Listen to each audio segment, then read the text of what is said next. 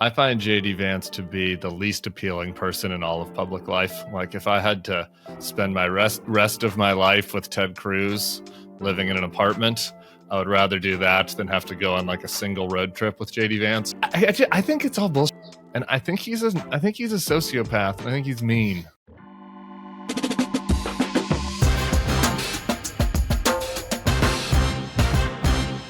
Hello and welcome to the Bulwark Podcast. I'm your host, Tim Miller. First, he's a staff writer at The Atlantic. He wrote a profile recently of J.D. Vance called The Talented Mr. Vance, welcoming back George Packer. How you doing, George? I'm well. How are you, Tim? I'm doing pretty good, all things considered. Personally, that's how I have to put it these days. Yeah, I'm personally well. Great. Yeah. Everything is good. School's out. Kids happy. I'm in Chicago. We're taping a live show with Adam Kinzinger tonight that everybody will be able to listen to tomorrow. It's cold as balls in Chicago. So interpersonally, that's my only real complaint right now. Okay. And mine is that the New York City schools don't let out until mid-June. Oh, man. That's a win. I would trade you. I could use 2 more weeks of school. Okay. I guess it's not me. It's my husband that's doing the parenting. There's wins and losses. Yeah. All right. Yeah. I guess I had one more complaint. It's that both these NBA conference finals are looking like they're going to be kind of boring. So anyway, wait a minute. You mean small market teams? Because they are really exciting teams to watch. Oh, they're great. They're great to watch. They're kind of corny and Shea flops around a lot. But I meant more like this Pacers-Knicks series is so fun. I wanted 7 games. I'm annoyed that it might be ending close sooner than I'd wished. But alas, you never know. Maybe the Knicks will do a miracle comeback. I doubt it, but I'm just excited that Oklahoma and Indiana look like they're going to be in the finals, which is a very improbable sentence to utter. Yeah, it is. I guess. I'm not ready to be happy for the Oklahoma people yet, but that's for another day. All right. The Talented Mr. Vance. Obviously, this is a play on Talented Mr. Ripley, the shapeshifter. He's had at least 3 names. Donald Bowman for a while, James David Hamill, J.D. Vance. Some of that is not his choice as childhood, his mother's choices, but changing your name as adult is kind of a weird decision, and I think maybe reflective. I don't know. Talk to us about why you framed it up like that. I don't fault him for changing his name. I think that had to do with who he felt the closest figure to his father was, and there really weren't very many good choices. It's kind of a gender affirming change, maybe. Yeah, I mean, there's an obvious analogy to the Talented Mr. Ripley because J.D. Vance has transformed himself before the country's eyes twice, you could say. The first time he went from being the son of a relatively poor and broken family in a declining steel town in Ohio with Appalachian roots, a member of what he would call the hillbilly culture or the white working class, to a shining star of the Ivy League, of venture capital, and of #1 bestsellerdom with his book Hillbilly Elegy, which really holds up. I reread it for the piece. It is a really good book. And then again, really, it is. That hurts me inside. That George Packer thinks it's still. No, you have to. Really book. Part of being the Bulwark means being able to say a book on the other side of a partisan line is a good book. For sure. I'm happy to give credit where due. As we're about to get into, JD particularly rubs me the wrong way. And so it's not really an ideological point. It's more of, I find him very annoying. It's a cellular point. Yeah, more. Exactly. Yeah. Well, look, and then the next transformation, of course, was from thoughtful, sensitive, complex spokesman about the troubles of the white working class to fire-breathing culture warrior, MAGA knight onto the White House and looking like heir apparent to Trump. And so that's an incredible journey, unbelievably fast and zigzaggy roller coaster like. A kind of, to me, almost a literary story. I kept imagining him as the protagonist of a novel, Talented Mr. Ripley, or Pip in Great Expectations. Just some poor kid from the provinces who keeps rising and rising and rising and does it at some cost to himself and others. Yeah, is the novel a tragedy? with the main No, character? it's Can you not tell a me what tragedy. happens? It's not a tragedy. It's a tragedy maybe for the country. Yeah. For him, it's been a kind of miracle success story. Although Right. those they don't always end well, those miracle success stories. So we don't know. It's really the big question of the future is whether he will inherit the crown, or whether the crown itself will be so tarnished and the country so sick of it that it'll have been the worst decision of his life to have tied himself to Donald Trump. We don't know. Yeah. You talked about all the various transitions, and we've spent, you know, a million podcast hours at least on JD, going from me basically a never Trumper, David Frum, to being Donald Trump's butt boy. So I kind of want to set that like transition aside for a second. And since you just read Hillbilly Elegy, there's I think a less analyzed transition, which is at the heart of that book.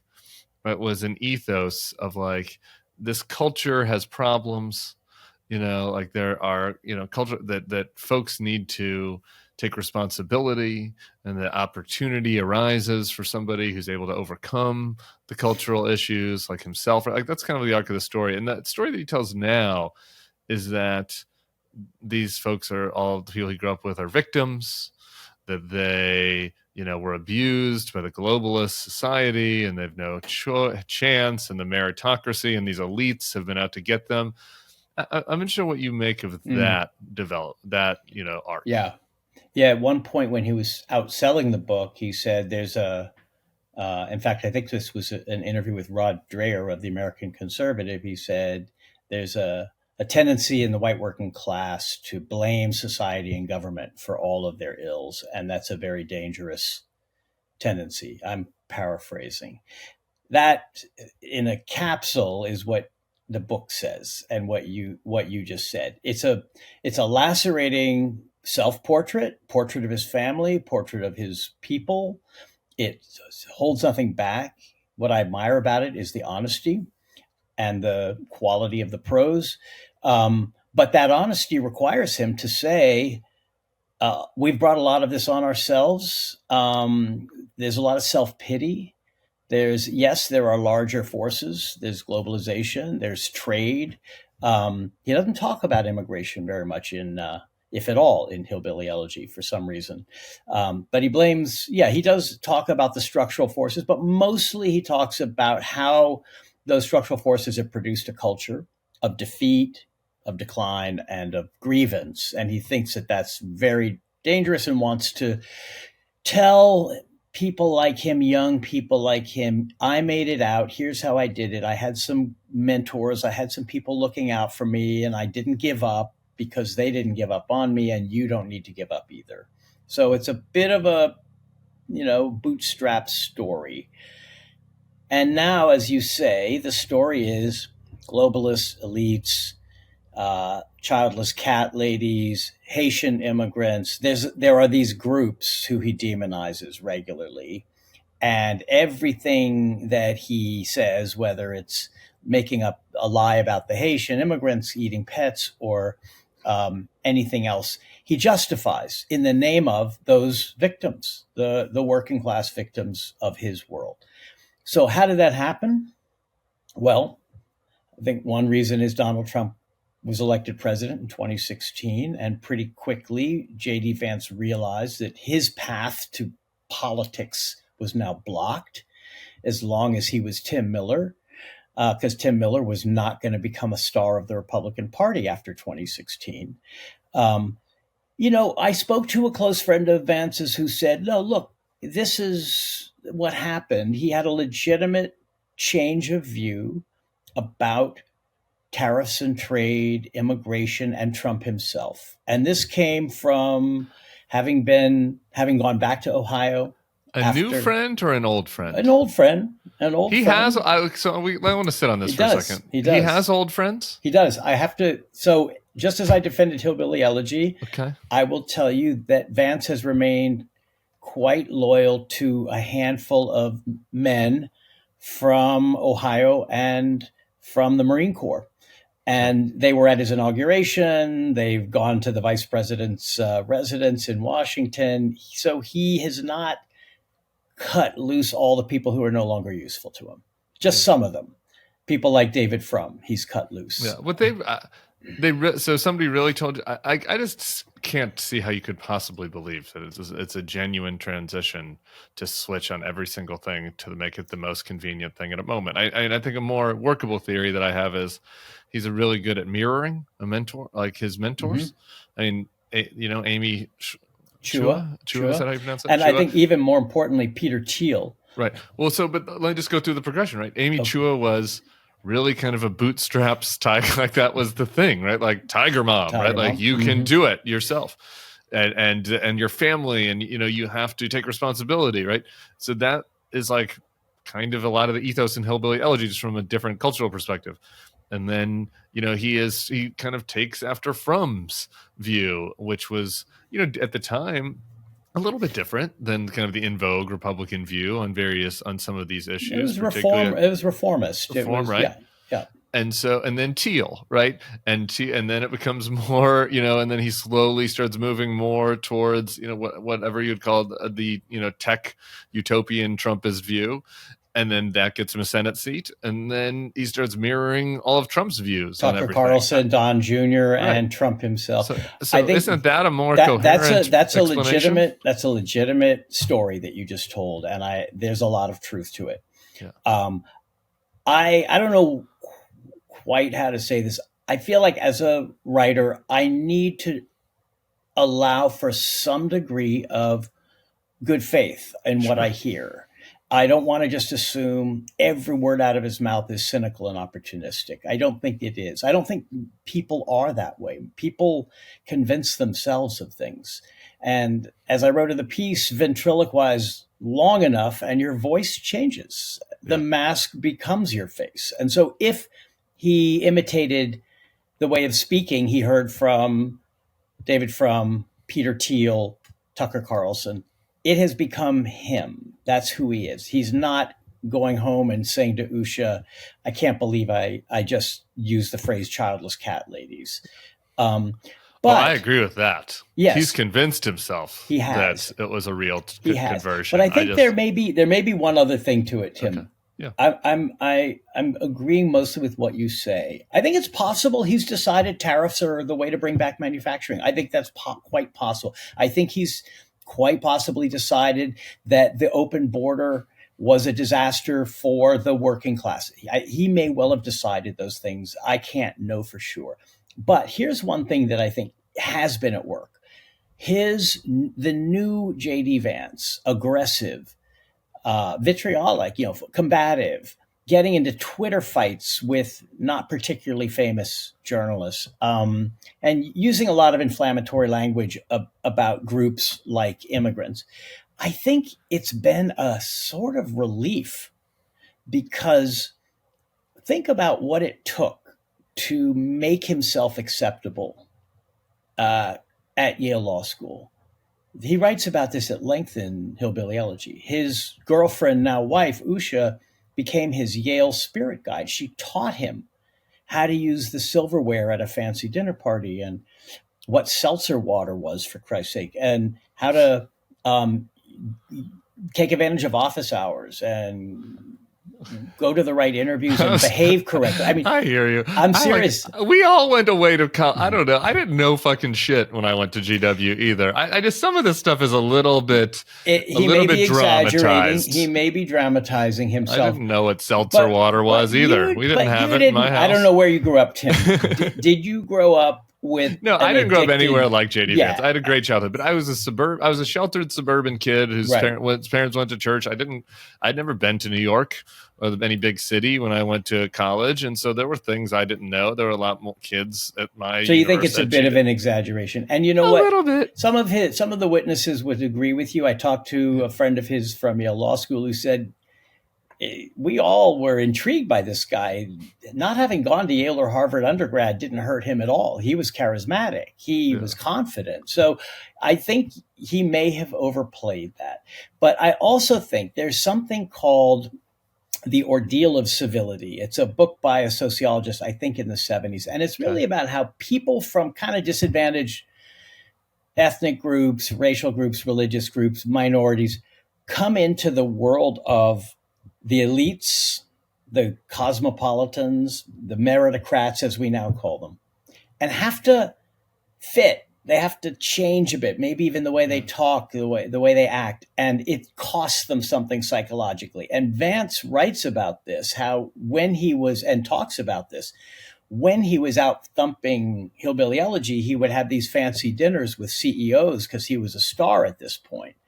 And they would inevitably say something vaguely offensive, like, yeah, you just can't get good help anymore in some of these towns, or, immigration has helped me because I don't have to pay my workers as much. Things that are going to piss off a son of that world.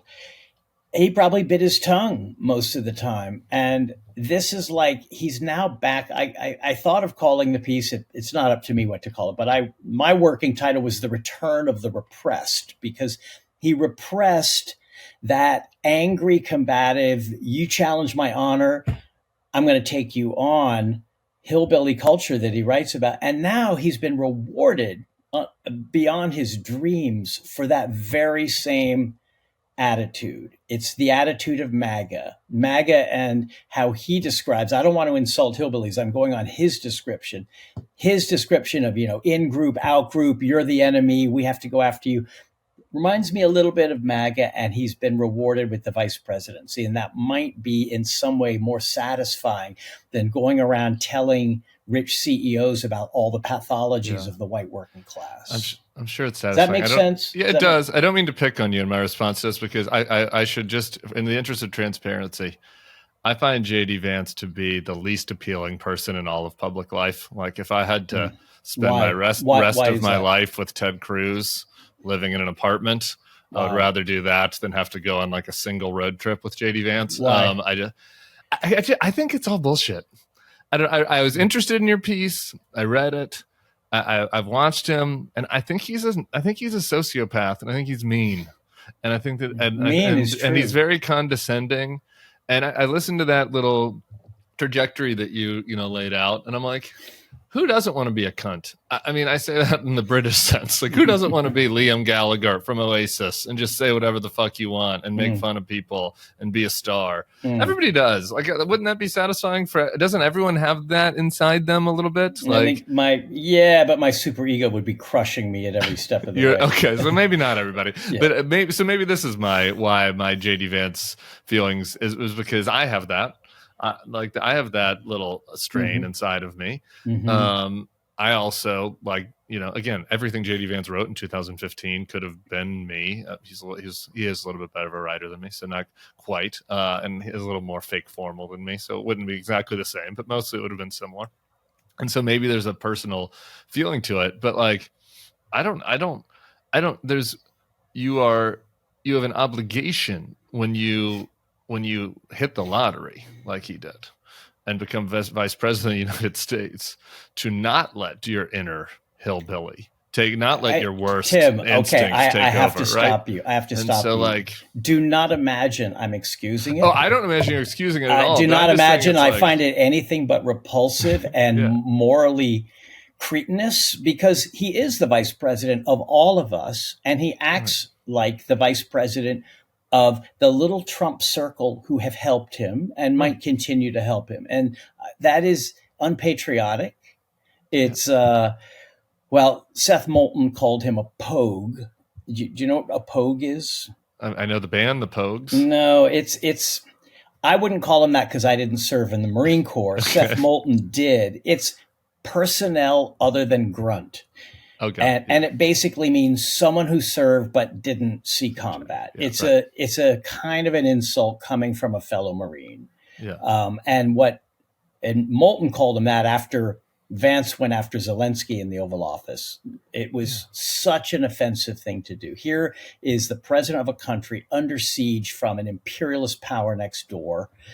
He has been physically brave. He has been morally brave. And Vance, who is J.D. Vance to feel superior to Volodymyr Zelensky? If anything, his own sense perhaps of inferiority might have driven him to get aggressive with Zelensky. Or there's something going on with MAGA and Zelensky. Maybe you can explain it. Why do they hate him? It's not just that they don't want to send weapons to Ukraine. They hate Zelensky. Why?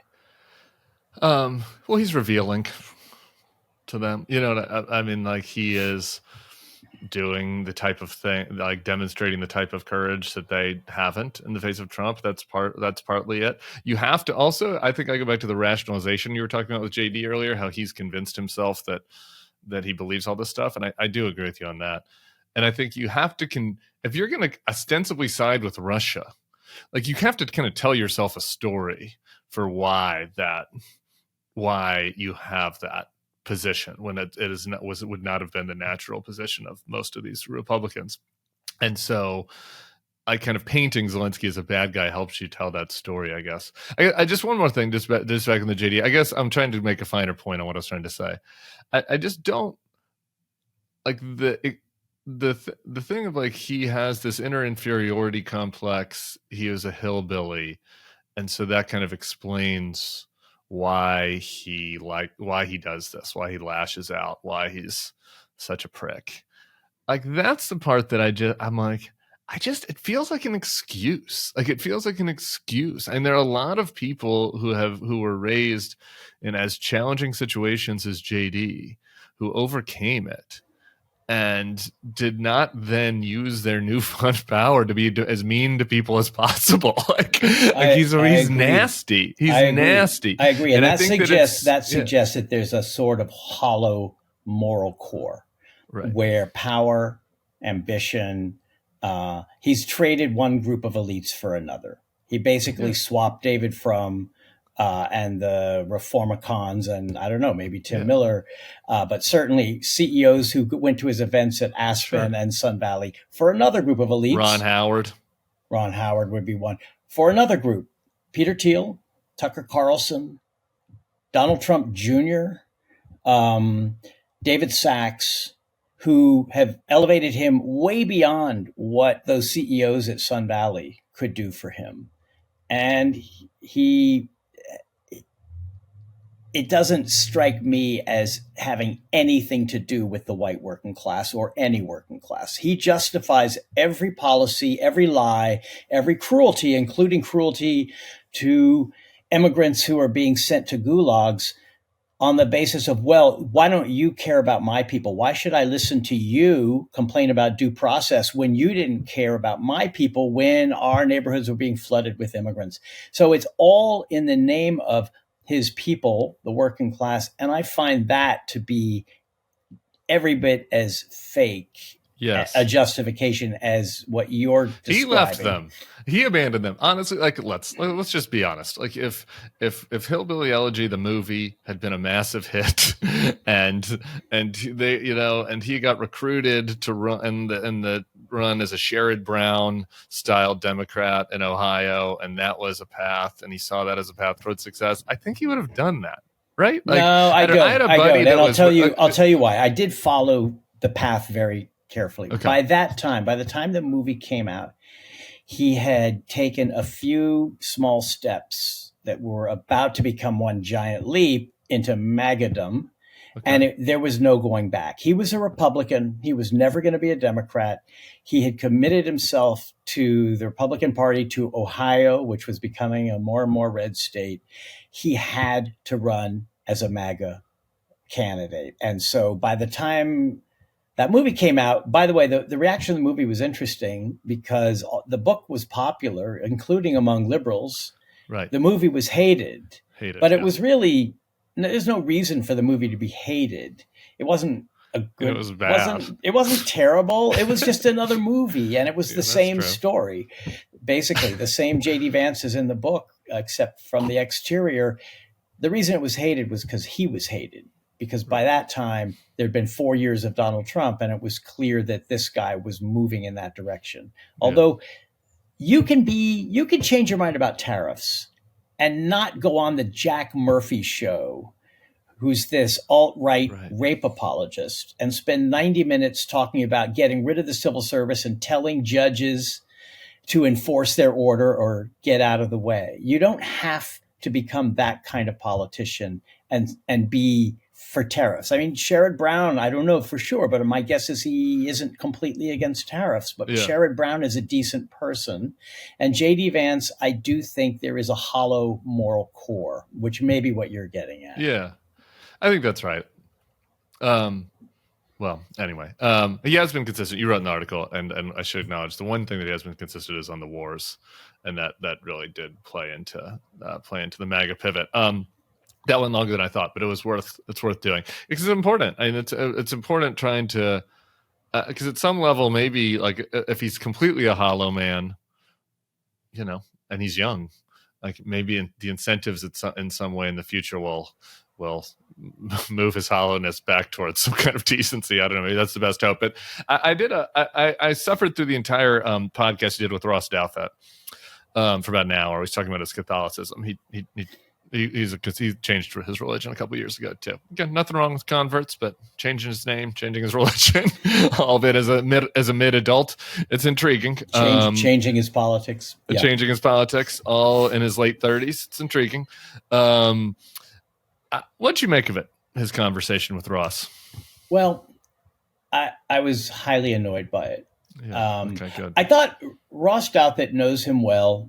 I think they're old friends. He has a lot of access to him. He did press him. He did on immigration, on due process. He asked the same questions that I think you or I would ask, and he got to talk to him. I didn't get to talk to him. They never even replied to my request for an interview.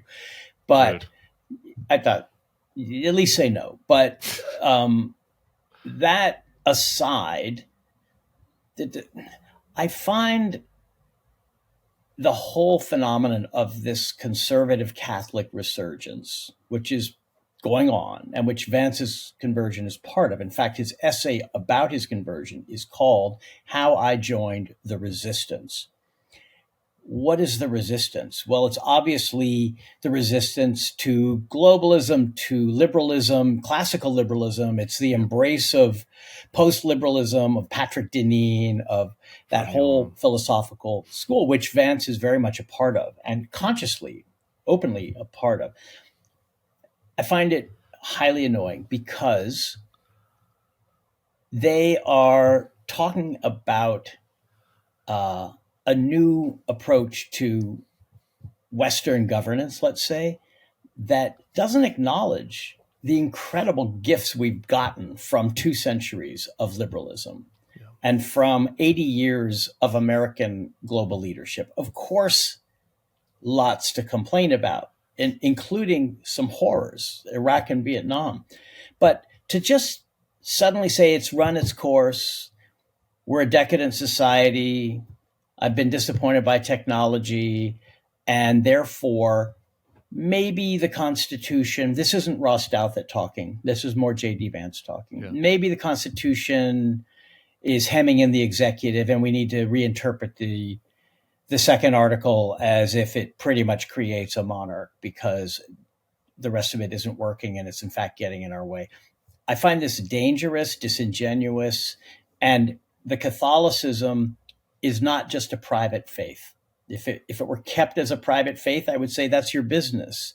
But it's a justification, a kind of moral and religious justification for throwing out philosophical liberalism, which is the basis of this republic. So I have a problem with that conversation. That was annoying. I agree with that. But it was annoying. That's totally different than the thing that annoyed me about it. So, which speaks to the challenges of JD, of processing JD in a fair way. The thing that annoyed me about it was he just left to meet with Pope Leo. Yep. And then he sits down with Ross, and he just lies to Ross's face. And like he pretends to say, like, I was struggling, particularly on the immigration stuff. He pretends to say, I have struggled with this. Because Ross, again, to his credit, pushes him on, maybe aren't you being tempted by political interests here, not by, what your faith would dictate when it comes to treatment of immigrants. And JD says to him, he says, I have struggled with that. But he says it just without any evidence that that's actually true. And then the next thing he says is, and you know what? Your readers of the New York Times, Right. Where were they when the border was open and immigrants were? So if they had nothing to say about that, why should I listen to them about that? So suddenly he's divided the country into the people who agree with him and then the readers of the New York Times who he doesn't need to listen to because they disagreed with him about the border. And then the next thing after the New York Times, he goes on and says, on some of these cases that have gone viral with the New York Times and these liberal elites, I've looked into them and I'm sure that they're terrorists. And then he goes on to just give the example of Kilmar Abrego Garcia. And I watched it and I was like, I don't believe you. I don't think that that's true. There is a ton of evidence publicly that several people have been sent to El Salvador wrongly, at least. Yeah.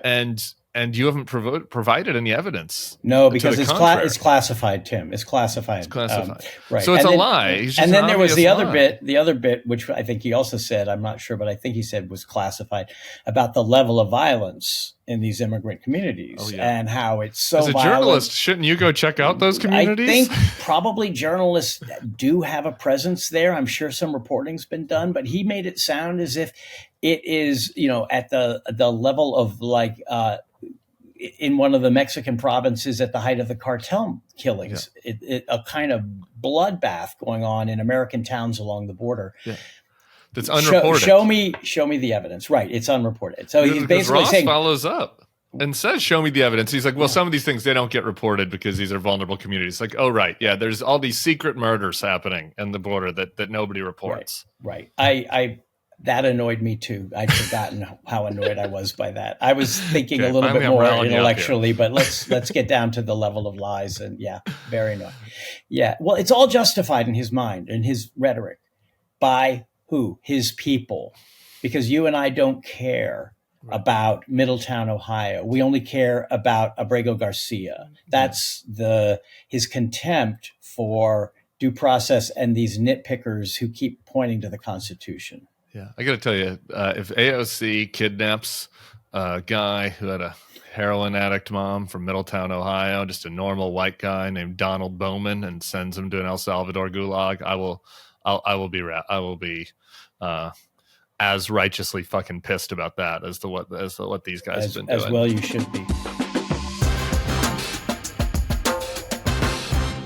Have you ever wanted to learn more about wine but can't figure out where to start, or when you do, it just feels like too much? Our next partner, Naked Wines, has changed the game for learning about wine without having to take a whole class about it. This podcast is sponsored by Naked Wines. It's 2025. This podcast is sponsored by Naked Wines, a service that directly connects you to the world's finest independent winemakers so you can get award-winning wine delivered straight to your door. Use our code THEBULWARK for the code and password at nakedwines.com and get their incredible deal of 6 bottles for just $39.99. I love it. I'm not making enough excuses to go to the wine store. I like having wine around, not a big wine man. And so the Naked Wine deal has been perfect for me. Get 6 different ones, get some different varietals, some whites, some reds, some rosé, trying different things out, see what you like, go back to them. Tell them what you like. You get some new ones. It's a good low impact deal. You get to try out new wines without being a snobby wino. How do they do it? They connect winemakers and wine drinkers directly, allowing for vineyard to your door delivery at up to 60% off what you would pay in the store. And don't forget, you can pause or cancel at any time. So just because you got a trip coming up doesn't mean you can't enjoy Naked Wines before or after that much needed vacation. Now is the time to join the Naked Wines community. Head to nakedwines.com/thebulwark, click enter voucher, and put in my code, THEBULWARK, for the code and password for 6 bottles of wine for just $39.99 with shipping included. That's $100 off your first 6 bottles at nakedwines.com/thebulwark. And use the code and password THEBULWARK for 6 bottles of wine for $39.99. All right, on Douthat, you wrote a review of his book. I did. We don't need to do a whole thing on that, but I was interested in it. So I'm just curious of a quick. The book's called Believe. It's about religion. I have not read the book. I suffered through the podcast. I don't think I can do Ross's book, but it seemed to me that it's basically a middle version of Pascal's Wager. But I don't know. Maybe I missed something. There is with a fair amount of neuroscience and physics and cosmology thrown in. Look, I should say I read Douthat. I listen to Douthat I admire and am irritated by him almost simultaneously. So there's a kind of irresistible pull that I always kind of wonder, why did I just spend that hour? But I see he's incredibly. So, were you a Catholic? Were you raised Catholic? I was raised atheist, Tim. Raised atheist? Okay, so I was going to say that's the Catholic guilt. No, that made you feel like you needed to spend the hour. It's the liberal guilt. It's the liberal guilt. I need to understand how someone who's kind of sympathetic to Vance and maybe even Trump a little bit thinks. I got to understand that. It's also the journalistic instinct. And I also recognize a thoughtful, smart, well-read, interesting writer when I see one. And so I have to follow up with that too. But this book was designed to piss me off because the title and subtitle are Believe Why Everyone Should Be Religious. And my answer is to write a book called Nope, Why You Should Leave Everyone Alone. For me, religion is, I understand the impulse. I've felt it. I've sought to believe at hard moments of my life, including one extremely hard moment when I was desperate to believe. It never took. The sky remained empty. The universe remained dark, cold, and random. Our life here is all we have, and then it ends. And so what do? We live it. We love. We make the most of it. We do not expect more. We don't look for the bribe of heaven to justify our conduct on earth.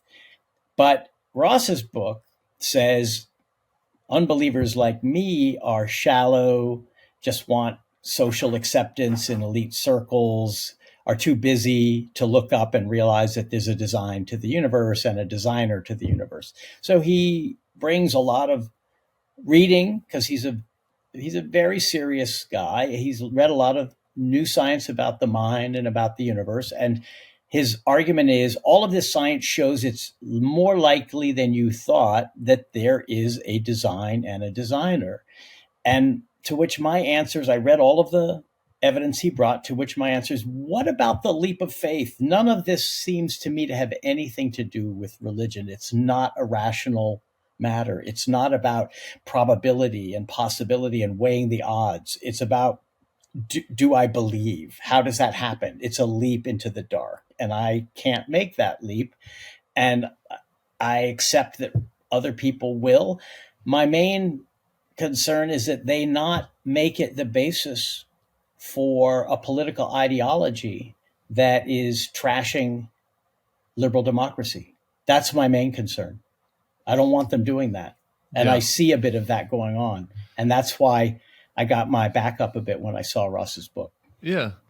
And it's just annoying. Like the idea that, oh, you're doing what you're doing because of social positioning and you want to fit in with the other godless, New York elites. And I'm not doing what I'm doing for social positioning, even though when I last interviewed Ross, he explicitly said to me, he's like, well, I'm the conservative Christian columnist at the New York Times. What would you want me to write about? When I pushed him on why he wasn't being more critical of Trump. So I think, he's very conscious of his. His faith could be legit. His faith is legit. He's also very conscious of his social positioning. It is legit. And he, as with Vance, I want to extend him a modicum of kind of good faith. However, do not use it to chip away. He's not trashing anything. Vance is the one doing the trashing, but don't use it to chip away at the basis of liberal democracy, because that is my religion. You're taking away my faith, which is this thing we have here. So it annoyed me, maybe even more than the interview with Vance annoyed me. Okay, well then I'm not going to be reading the book. That's not a great endorsement. Sorry, Ross. I don't know if we sold any books. You guys should subscribe to the Atlantic, though. I'm always pitching Atlantic subscriptions. Last topic, your other Atlantic article recently was called "Be a Patriot," and it was a kind and considered reply to Tim Snyder, Marcy Shore, and Jason Stanley, who wrote that New York Times piece about how they were leaving for Toronto because fascism is imminent. I want to hear your reply to this, but in particular in the context of I'm just a little concerned. I've had several different strangers come up to me at restaurants, at Jazz Fest, like on the street, and say, "Hey, I'm really worried. I'm thinking about leaving the country." And I just and I think that there's certain cases, and I've said this, like if your immigration status is questionable, if you're on a student visa, I think there are a lot of people that have very legitimate concerns. But the folks I was talking to were mostly just a stereotype, college-educated American citizen Bulwark listeners, and I have said to all of them, I was like, no, like we do, like you need to stay. We are not there yet. We should not give in. You should not be made to be afraid by these people. And it's early in the game here still. It's later than we'd wish, but it's earlier in the game. And so that's my view. I just wanted to hear you expand on your piece. Well, that's my view as well. When I heard that Snyder, Shore, and Stanley were leaving, Shore and Stanley made it clear they were leaving as if this was Germany in 1933. In fact, Stanley made that comparison explicit. Snyder has said his reasons are personal, they're professional, he's not fleeing Trump, but he's leaving. And he's leaving after writing a very important and widely read book called On Tyranny that has a list of recommendations, instructions, really. It's a manual on how to fight tyranny. Don't obey in advance. Be courageous. Be patriotic. Be a patriot.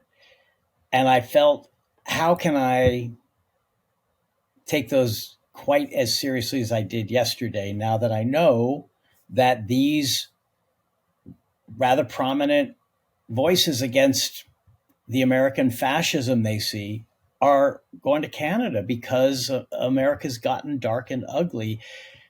So it was a little bit of a holding them intellectually responsible for their own ideas, but it was also, as you say, Tim, kind of a plea with people I know, because I hear the same thing. Should we leave? Maybe we're fools to think it's not too late. Maybe it's already too late. Maybe we should get out while we can. I don't know where to go, but I need to get out. Well, two things. One, it's not too late. The secret police are not coming after you and me and Snyder and Shore and Stanley. They may be coming after a Turkish student in Boston who has just published an op-ed, which is a horror. It is that image of her being pulled off the street by masked police was, for me, the signal that we're in a new and more authoritarian world. Is it authoritarianism pure and simple, or are we still in some hybrid where the Atlantic can call Trump names and write critical pieces about J.D. Vance and no one's raiding our offices? And still, if you have the wrong characteristics, the wrong biography, you can be pulled off the street. That's where we are. What do? Do you then run away? Do you say, I'm going to go to New Zealand or Iceland? Or do you say, this has to be fought in our own little way? You have a podcast. I'm a journalist. We're not changing the world. We're just trying to do a little bit every day to resist this. And to do it, in my case, at least, not as the resistance, but as someone who cares about democracy and is trying to hold them to what I think are the values of this country. If I go away, if you go away, if everyone who is horrified by this goes away, the country's theirs. So be a patriot. Be a patriot. When have we crossed the line? Like what is the alarm?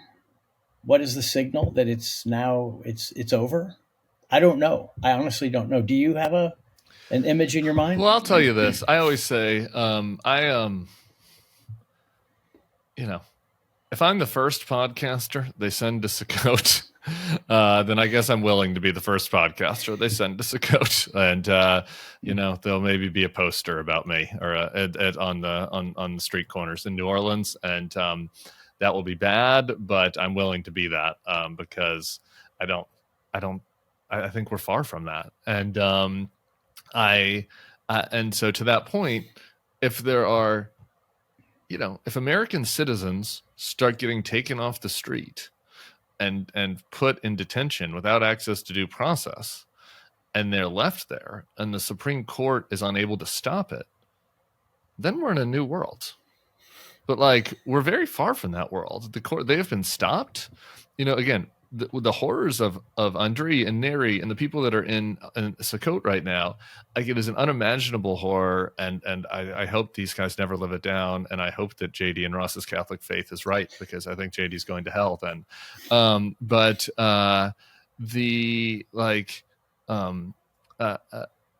no more people have been sent. Why? Because people resisted, because the courts, because of the good work by immigration defenders and by, other legal entities that have been filing these lawsuits, and because of the judges that have filed these injunctions, right? And they wanted to send more people, but they haven't been able to. They were stopped, Ozturk was let out. So all this stuff is bad, but actually things haven't escalated since they started. In some ways they've been restrained. Now, and that's not a good thing. It's horrible. It's happened. It's not but so there's not a lot of evidence that we're on a slippery slope from Venezuelan refugees to op-ed writers who are American citizens being sent to El Salvador. There's no, if that evidence starts to come, if they start to do that and the courts are not able to stop them, well, then sure, we're in a different place. And if people want to get their passports in order for a CYA, there's nothing wrong with that. But I think that's more steps away from here than some of the, and I'm a catastrophizer, but some real catastrophizers are willing to accept. I agree. And in a way, sitting there in a clench waiting for the secret police to raid your house distracts you from what's going on every day. For example, the biggest grift, the biggest theft in the history of the presidency is happening every day. There's a headline about a woman who gave $1 million for a dinner with Trump, and her son just got pardoned for some Medicare and $2.5 billion Bitcoin treasury that they are collecting. So it's open, it's naked. There's no one trying to hide it. There's no one stopping it, because they've taken away the Justice Department is now the personal police of Donald Trump, and the Supreme Court just doesn't seem all that interested in corruption. But the American people need to know about it. So thank you, New York Times, for continuing to send your investigative reporters on this stuff. Thank you, American press, mainstream hated legacy media, the dead legacy media that Elon Musk stomped on the corpse of after the election. No, it's not dead. And if you know about this grift and this corruption, it's because of the legacy media, as well as the best podcasts in America. So that's why we're ranked 12th. Okay, George. Okay, it's the 12th. That's good. That's actually pretty damn good. That's why we can't leave. Amen, brother. I appreciate the time. It's such a delight talking to you. I'm jealous of your writing. And, I can just do my best to get better. But I appreciate you. And hopefully we can do it again soon. And I'll come back anytime you want to chew the fat. Hey, guys, it's Tim and Sarah. We're here with my frenemy, John Lovett from Love It or Leave It. June is Pride Month, and we're going to be live in D.C. on June 6th for World Pride for a very special live show fundraiser featuring the three of us, plus some gay special guests. Crooked and the Bulwark will be donating the proceeds from this fundraiser to the Immigrant Defenders Law Center to support Andriy Romero, the makeup artist who the Trump administration wrongly disappeared to El Salvador and who is currently being held in Sukkot. Go to crooked.com/events. And we will see you all on June 6th.